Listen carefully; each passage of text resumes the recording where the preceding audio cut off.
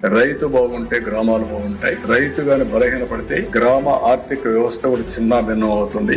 అందులో మన రాష్ట్రానికి వస్తే 25%, 35% GSDP వ్యవసాయం పైన వస్తుంది. అందుకే నేను ఒకటి ఆలోచించాను, ప్రతి ఎకరాకు నీళ్లు ఇవ్వాలి.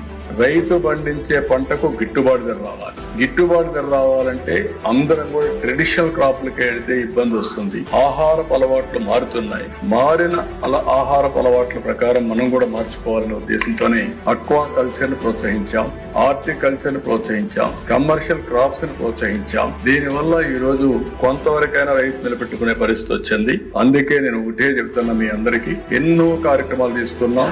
ఈ రోజు మళ్లీ వ్యవసాయాన్ని, రైతుని ఒక పవిత్రమైన కార్యక్రమంగా తీసుకుని రైతుల్లో చైతన్యం తీసుకొచ్చి ఎట్టి పరిస్థితుల్లో వ్యవసాయం లాభసాటిగా తయారయ్యే వరకు వాళ్ళకు అండగా ఈ ఎన్డీఏ ప్రభుత్వం ఉంటుందని మరొకసారి మీ అందరికీ కూడా విజ్ఞప్తి చేస్తున్నా.